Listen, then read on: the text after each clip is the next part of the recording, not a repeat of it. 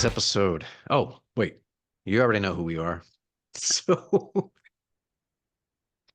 today's episode's going to be an interesting one. We're gonna take it back to the stuff that we talked about originally, and that's sales. Right. All right. Different sales methodologies, sales this, sales that, sales philosophies, blah, blah, blah, blah, blah, blah, blah, blah, blah, blah, blah. Here's the thing. Now, I think I can safely say that we only speak from our lived experience. We speak from our perspective, from what we've seen, from what we're exposed to, all that good stuff. So I don't think that Wesley and I ever talk out of our asses. And if we do, apologies. You know, call us out so we can fix it, correct us. It's fine. We're not gonna fucking be like, fuck you, dude. I don't know, I might, but whatever, dude. So uh, the discussion started off with well, with all kinds of stuff, which Wesley's going to surprise us with here in a minute. And last night I was having this thought.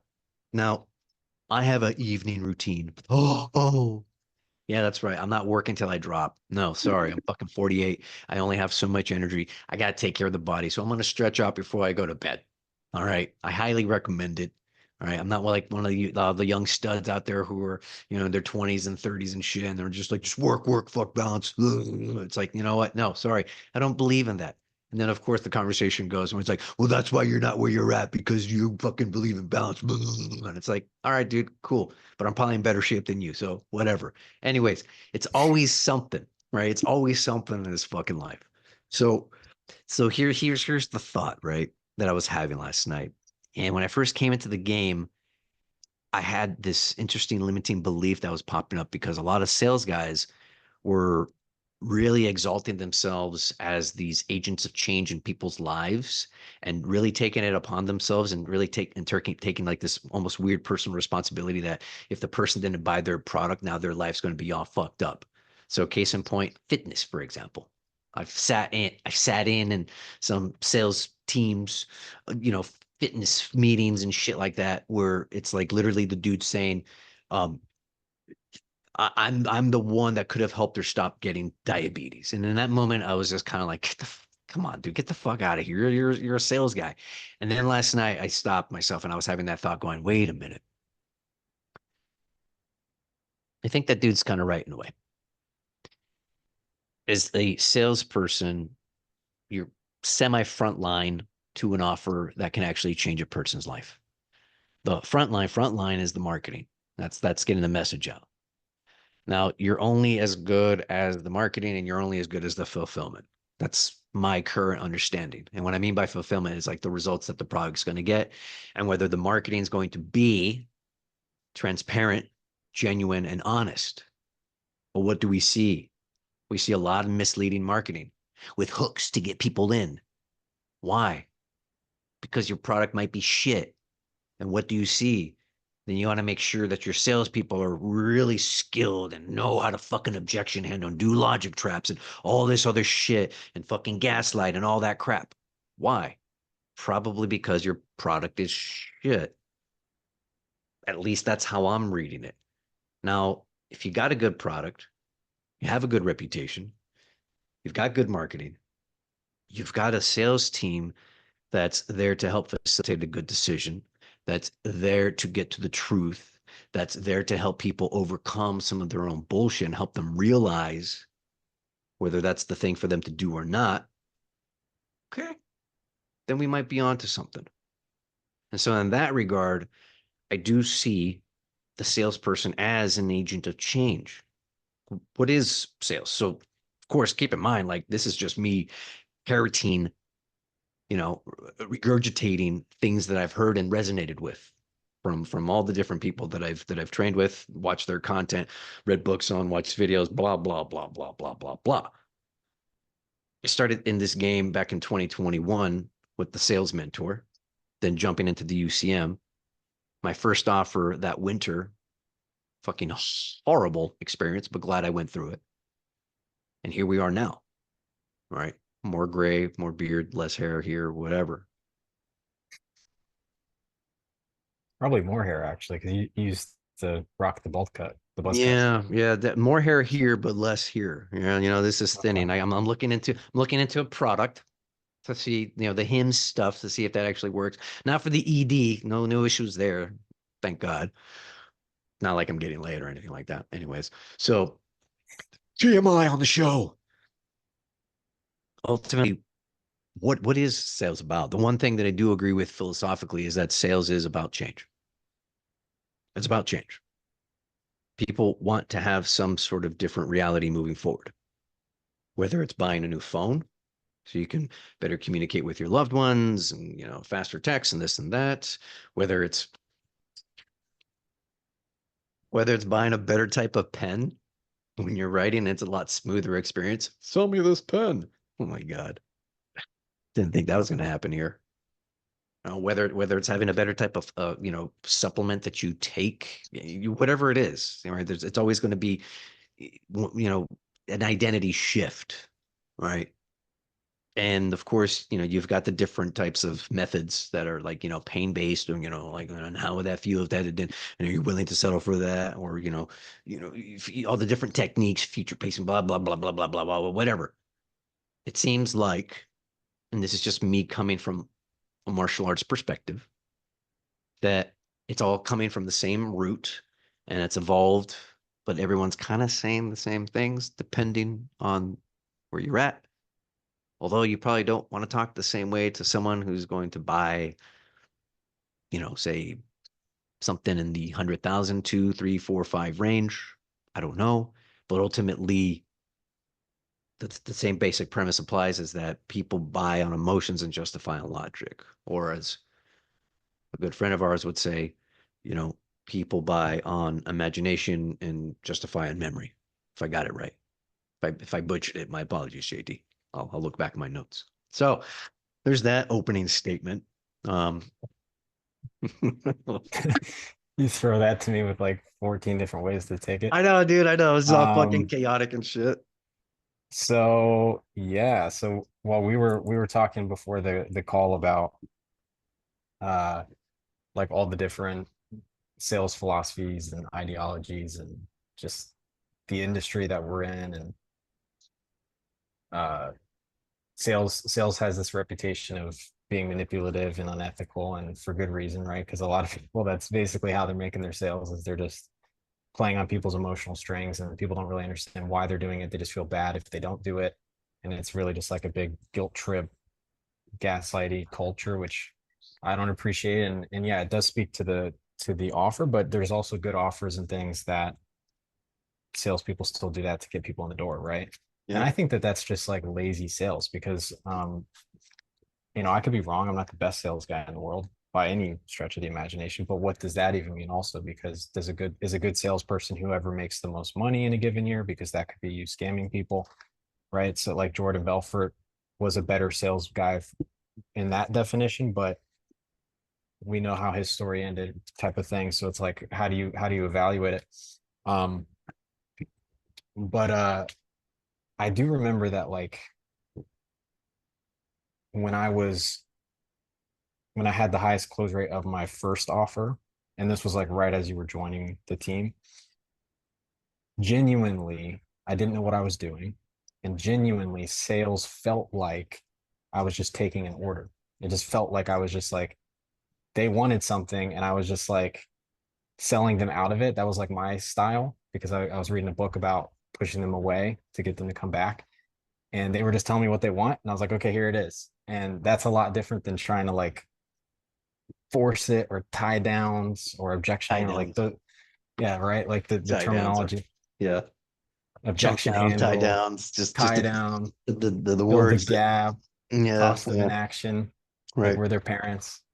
Yeah, um yeah, yeah. Consequence. Yeah, yeah. Cost. Yeah, it's Future pace, like we're rewarding them for it's, so which I mean, all of those concepts have truth to them, but okay, so let's zoom into the present moment. So I was reading a book which is probably controversial to a lot of people. I don't know why it's controversial, because this guy is successful in his own right. oh my God. But so I've had this book on my shelf long before he ever ran for president. When I was a young guy, I got this from like almost for free at a library that was selling it. And I have like a ton of books.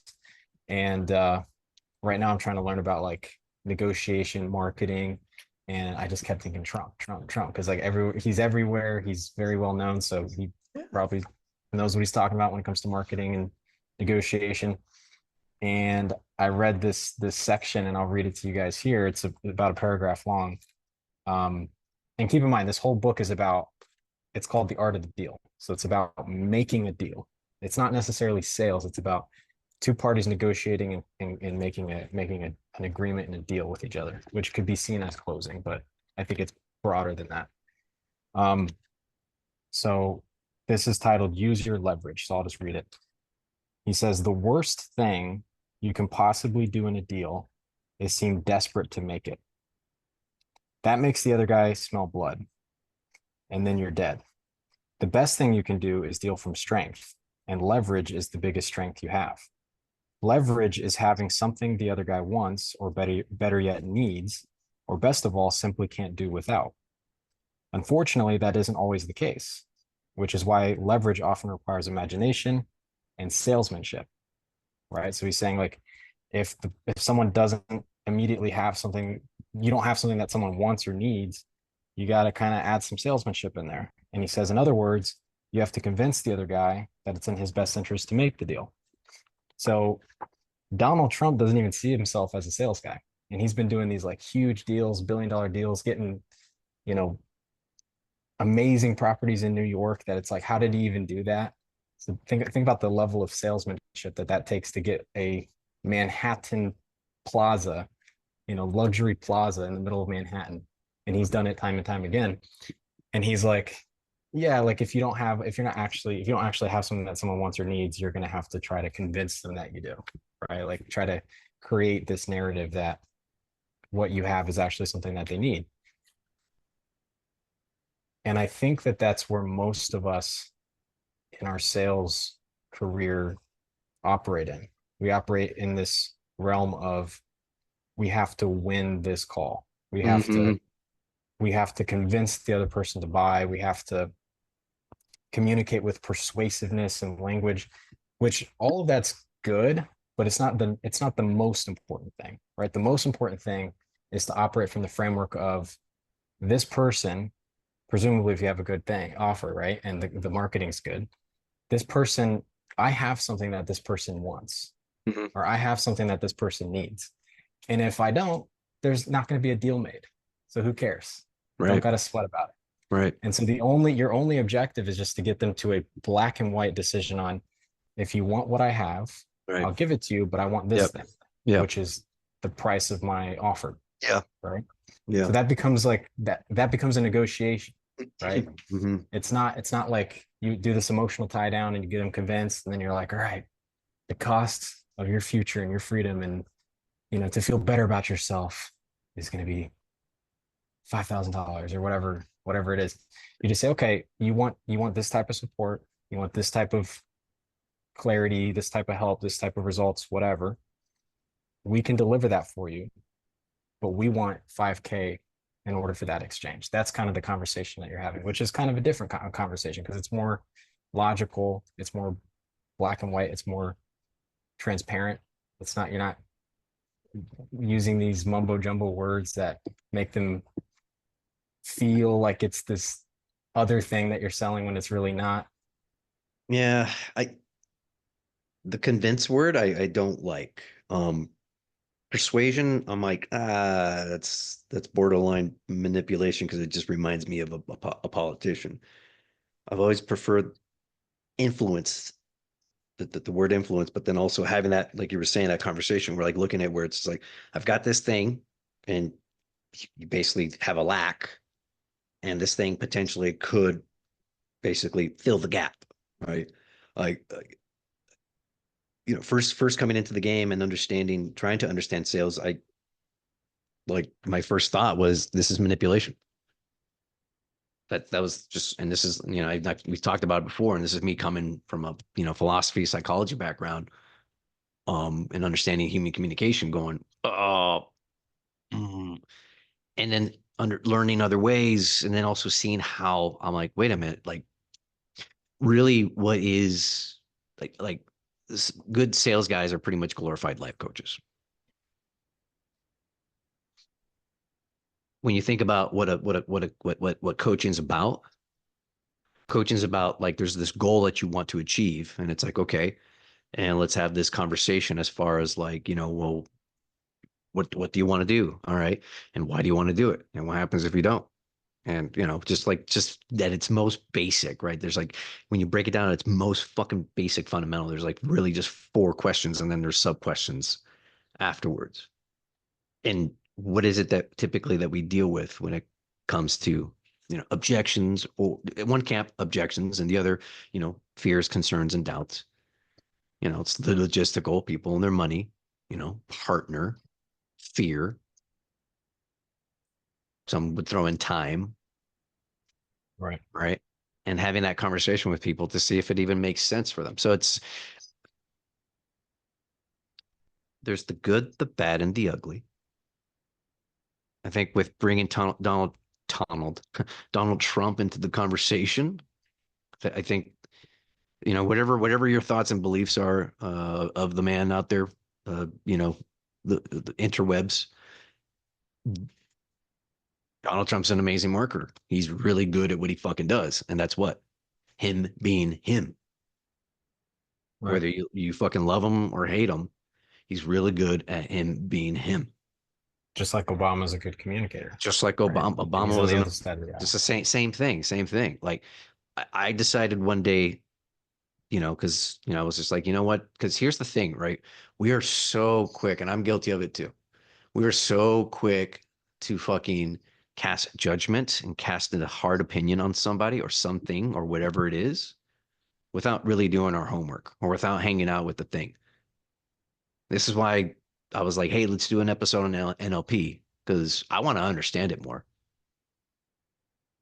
And Right. so then I decided one day, this is when he ran for the first time, to listen to a Donald Trump speech. I was impressed. And not because he was super eloquent or anything like that, but he was just like fucking really down to earth. He had great timing. He was fucking funny as hell. He connects really well with people. And it's like, yeah, okay. Yeah, he's a good marketer, and that's what people don't understand. And I was just smiling reading this. And by the way, I don't admire Trump as a like an overarching person. I just his ability to be known and to make himself known and to close deals is very impressive to me, right? Mm-hmm. He's created billions of dollars for himself. So I'm reading this chapter called The Elements of the Deal, and I encourage people to read through this and come to your own conclusions because this was written in 1986 Mm-hmm. and he's basically saying everything that he's been doing. Mm-hmm. Like people get on him about like fighting back against people that attack him, and he has a whole section here about like uh what's it called? It's fight back. And he's talking about how you shouldn't stand down when someone's coming at you. You should be able to, hold your ground. And that's just his principle. It may be wrong or right, but everything in here is basically how he behaves now. So it's like this is very methodical. And like he even has a section on like getting free publicity. So he'll be like, I'll Yeah. stir controversy, I'll get people to talk about me so Yeah. that I don't have to do the advertising. Even if it's bad, it's like it still is a net positive in the long run. Yeah. And then you start to look at what he does and you're like, oh, this dude's a chess master. Like Yeah. he knows what he's doing. Yeah. He's not You don't moronically, idiotically stumble your way to the top of the top to become No, president of the United States, that's right? 100%, dude. I think that's where people are so fucking wrong about. And again, going back to that, just people solidifying their opinions, not doing their homework, not wanting to sit on the other side, not wanting to have empathy towards the other side, right? And just really wanting to be. And then I think that's one of the biggest issues that we have these days. And yeah, we can sit here and demonize social media all day long, but it's just a fucking tool, dude. It's a fucking tool like anything else. Like this invention called the scissors. It's an amazing thing to cut paper and stuff, but also, oh, it's an amazing thing to fucking stab people with. More people, if you look at statistics, if I recall correctly. I think more people get stabbed by scissors and screwdrivers than by actual, you know, fucking knives. Show and tell again. You You're gonna have know? like an FBI raid in like 20 minutes, just Jesus, dude. get tackled. Um, yeah, but the interesting thing again is like, um, just the way that I interpret the passage that I read, Trump sees himself, at least in 1987 when the book was published, as a level above salesmanship. He's like, salesmanship is when you have to convince someone of something that they don't really want or need, but you have to Right. create that. Yeah, yeah. He's like, what I'm doing is right here where someone actually wants or needs my thing. And, you know, and I'm just like giving it to them, but I'm asking for a fair price. Like Yeah. I'm positioning myself in such a way where it's like they have no other option but to just take what I offer or no deal or no Yeah. deal, right?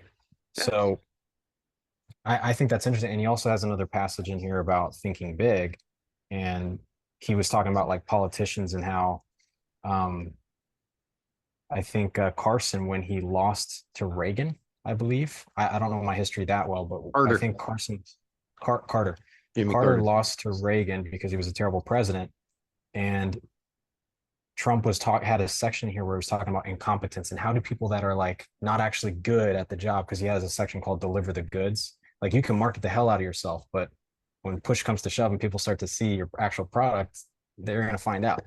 So that's what happened to Carter. Carter comes to his office and he says, hey, you know, right after he lost to Reagan, he's like, I'd love for you to make a donation to, my library or whatever. And Trump always has given money to politicians and stuff if it's tax write-off, whatever. He's like, all right, how much are you asking? And he says, I would be really happy if you just gave me $5 million. And 1987, $5 million was like probably 10. And so he's like, Trump just had this whole section. He's like, I was literally like dumbfounded that he would even ask me that. Cause it's like, that's a lot of money to just, oh yeah, it'd be nice if you could at least give me like 5 million or something like that. And he's like, I think that's what made Carter get into office, because he had the balls to just ask, like think big and just like position himself as this, even though he was this.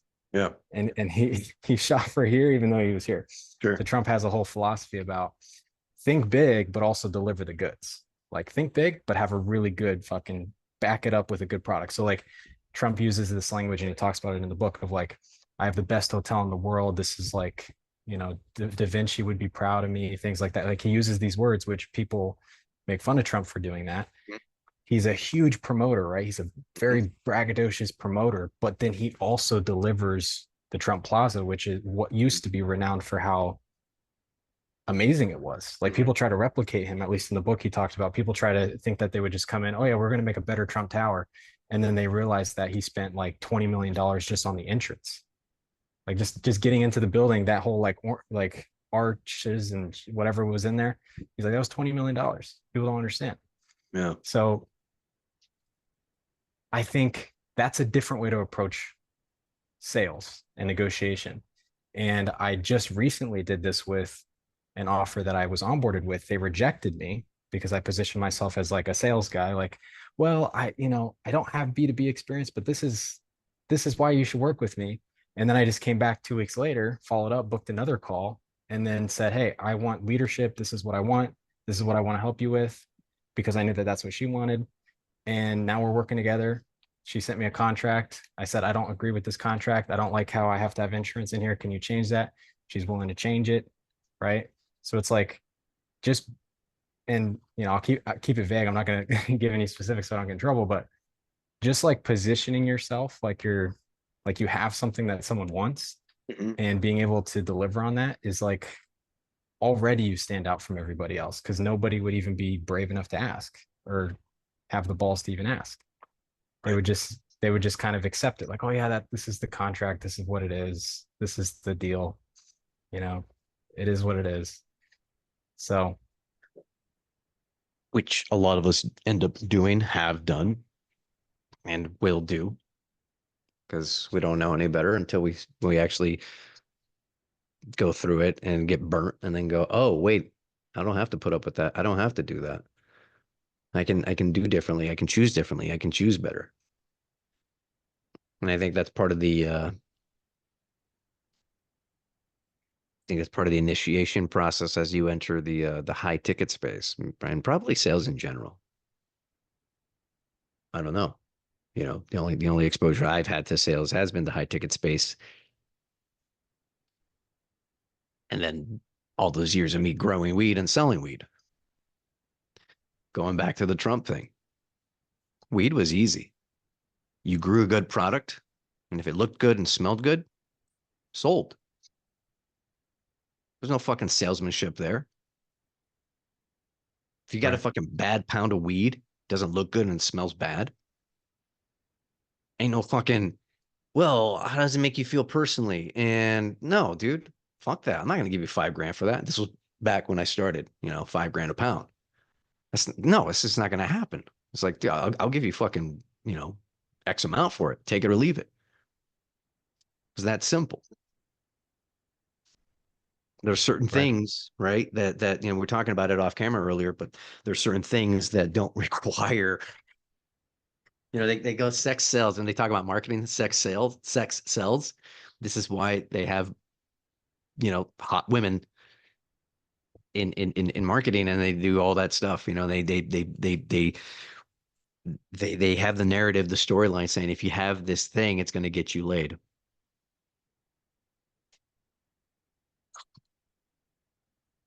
Right. When that's another thing, right? Sex and drugs sell. It's very clear cut. Yeah. And that's why the good offers that people, you talk about, you hear this term like order taker in our Right. space. And it's basically like when someone, well, in the good sense, it's like when you have such a good offer and such good marketing that like you literally just get on the call and take an order. Like you don't have to like do anything. We've all experienced Kids, that. you tie up and throw them and get them on the arm bar, and you're like, all right, you're gonna buy or what? You're like, yeah, fine. Right. Yeah. And it's like, but even if you have a bad offer, but you still have a good product that solves the need, and the person's just unclear on that, and the communication, like lack of clarity, right, that the sales pros talk about, you can still position yourself to have that kind of a conversation, I think, versus like trying to, because I think people aren't dumb. Like at least when I just had a encounter with a salesperson that was talking to my girlfriend, and we were at a fair and they were selling a back pain solution. My girlfriend has had back pain forever. We would have easily bought it if they made it clear why this will help her back pain. And she just didn't do a good job. And I just got a little bit pissed off, and I was just like, all right, we'll think about it, whatever. And I did the typical thing because I was like, she would ask my girlfriend a question and then wouldn't listen to the answer. She would just go into her thing. And I'm Yeah, like, she just yeah, gave you the yeah, thing. She just gave you the want and you yeah, didn't hear it. yeah, Right. Like my girlfriend said, so it was like a foot thing, right? It's like a foot thing that has an arc, and it scientifically helps you because it's whatever. Anyways, it's a foot thing. And she's like, my girlfriend was like, she offered a very reasonable objection. She's like, well, I've bought foot things before at Target and they didn't really help. This thing is clearly different. It's a plastic mold. It's like in place. My girlfriend's talking about like a rubber sole that like makes it like slightly more comfortable to step on. Totally different product. The lady, instead of understanding what she was actually saying, which is that, oh, this is just like every other foot mold, which it isn't. She went into her mode of like, oh, objection handle number 453.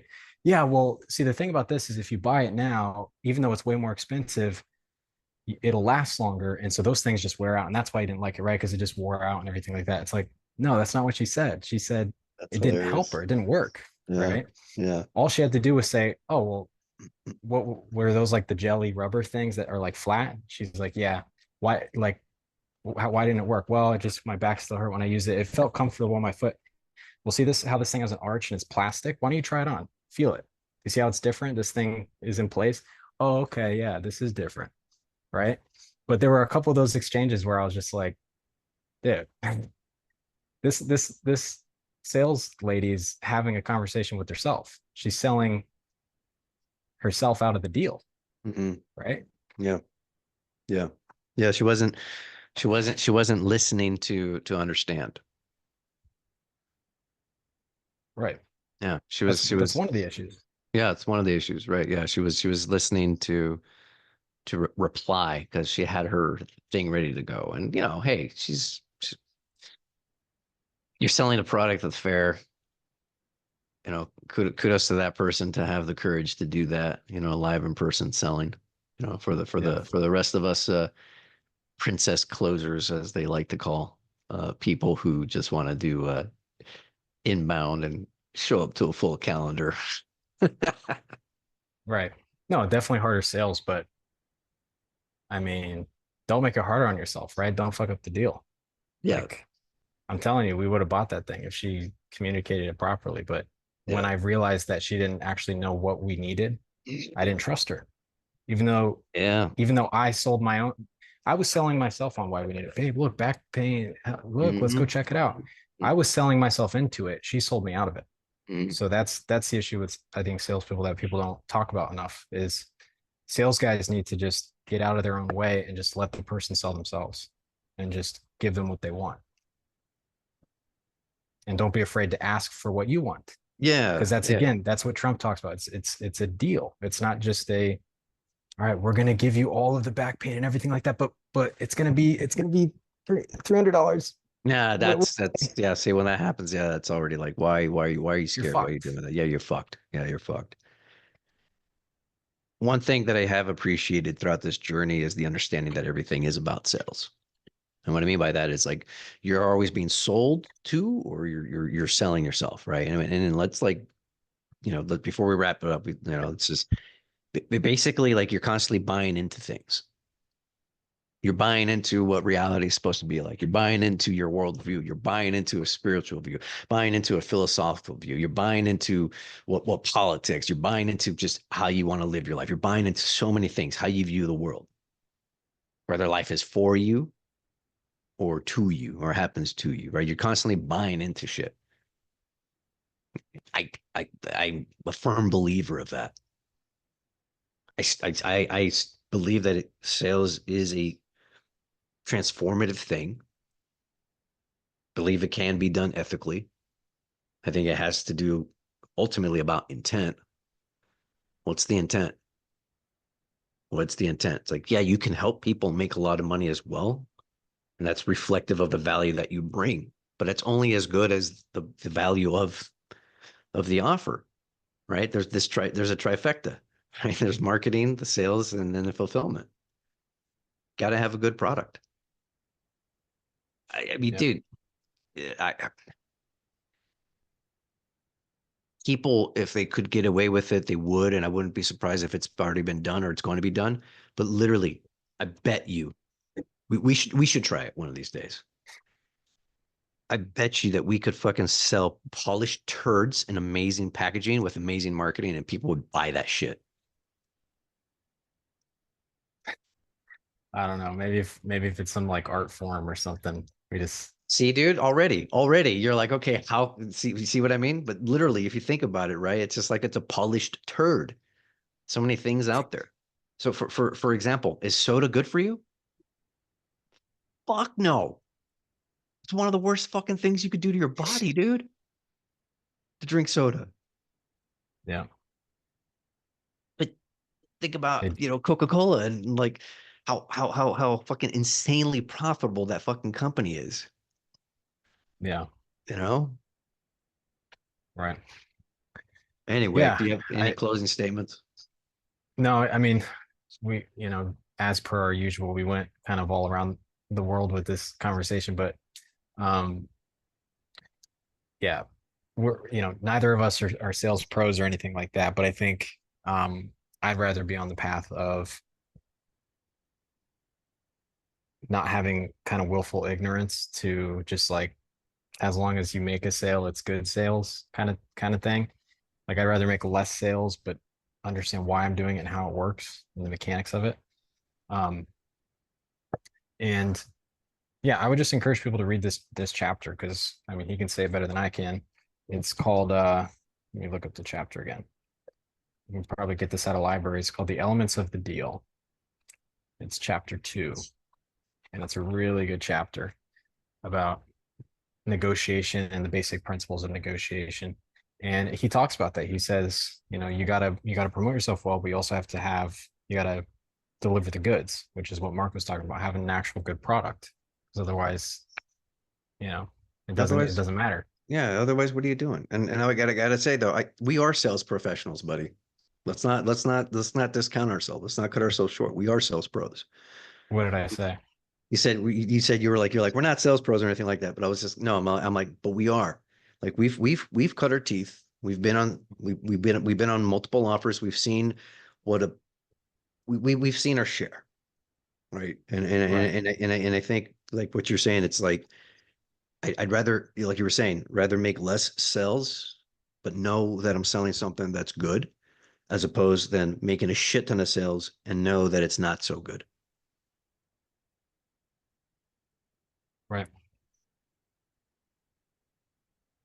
Good place to end it. But Sounds good to me. yeah. So, and we're at the hour mark, so I think we had a long one today. We did start a little late because we were warming up earlier before we pressed record. So Oh, I that's think, right. yeah, I think this one's going to be half an hour. We'll be So fine. a half an hour of the rambles on the process. All right, ladies and gentlemen, thank you for joining us. This one was a little off the rails here and there, uh, especially because we brought in Trump into the conversation. Oh, God, don't cancel us. Take it easy, guys. Folks.